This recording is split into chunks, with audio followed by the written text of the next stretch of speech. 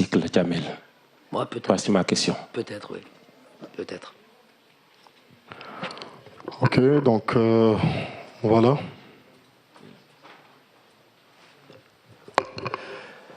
Salah Faisal 24 News. Je pense que beaucoup de mes amis ici, mes confrères, hésitent pour parler de la VAR. Aujourd'hui, notre confrère a parlé s'il y a quelque chose qui n'a pas fonctionné à cette CAN, Jamel. Moi, aujourd'hui, je pense sincèrement que la VAR n'a pas fonctionné. Elle était absente quand il s'agissait de l'Algérie. Est-ce que vous ne pensez pas que la CAF, à un moment donné, elle a quelque chose là-dedans? Merci beaucoup.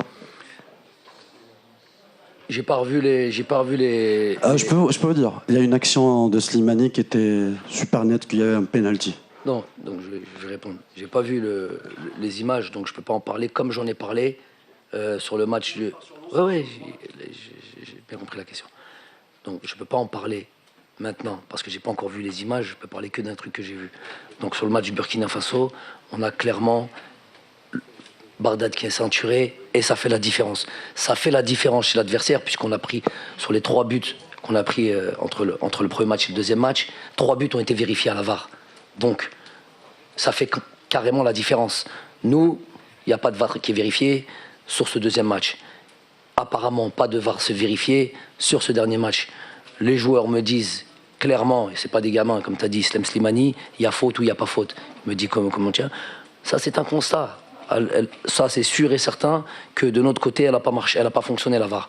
Ceci n'explique peut-être pas tout, mais en tous les cas, sur cet aspect-là, quand nous concédons sur les buts, 3 buts qui ont été validés par la VAR, à vous de faire les comptes. Maintenant, si vous voulez être aveugle, moi par contre j'ai vu quelque chose sur le terrain et je veux pas. Vous avez parlé de ça, je continue. Quand je vois, moi la ligne appartient aux arbitres, au 4e arbitre et aux entraîneurs. Quand je vois le président de la fédération qui vient tout le match haranguer l'arbitre et qu'on lui dit mais vous vous rendez compte ce qu'ils sont en train de faire et que tout le monde m'esquive, tout le monde fait semblant de ne pas comprendre, l'un après l'autre. Je l'explique à tout le monde, à l'extérieur, sur le terrain, en rentrant dans les coulisses. J'explique ça à tout le monde et tout le monde fait semblant. Où on a vu dans le monde, dans le football mondial, un dirigeant descendre, parler avec les arbitres de touche, et ils font comme si de rien n'était.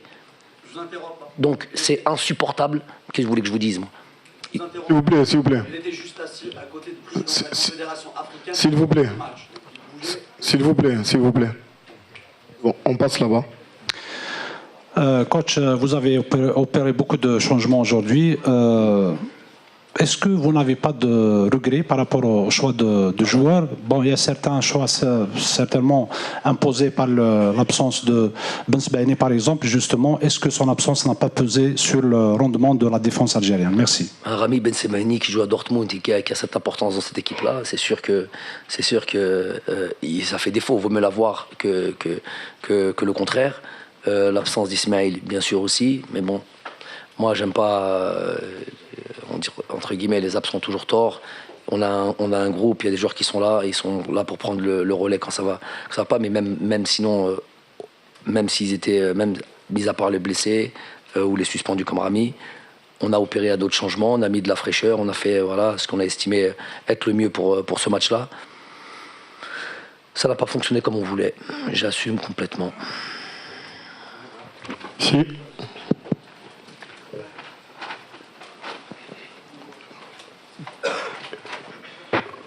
Hachim El Yemani, le quotidien de Nouakchott.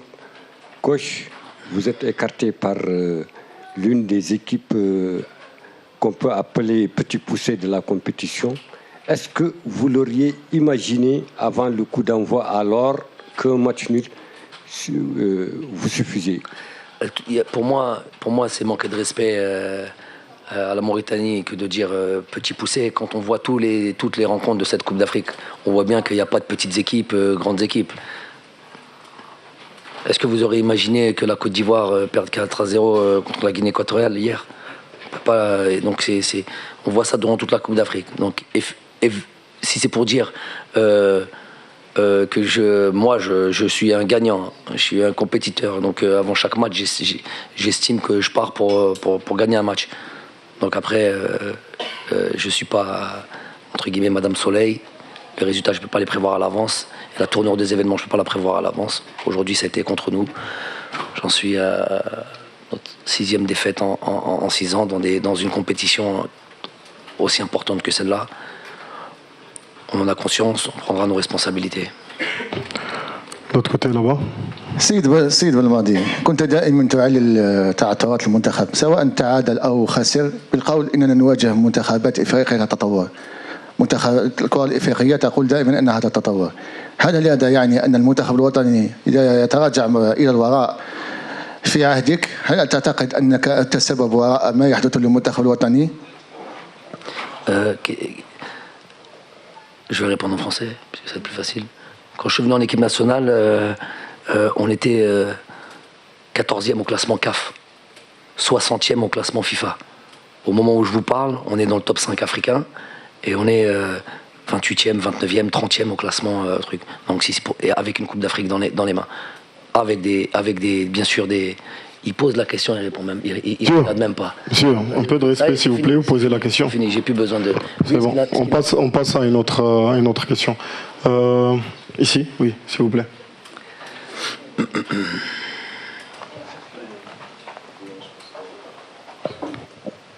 Bonjour tout le monde, bonsoir tout le monde, bonsoir coach, c'est Sofiane Mané du site Africa Top Sport. Donc je veux avoir une réponse coach par rapport à l'équipe d'Algérie.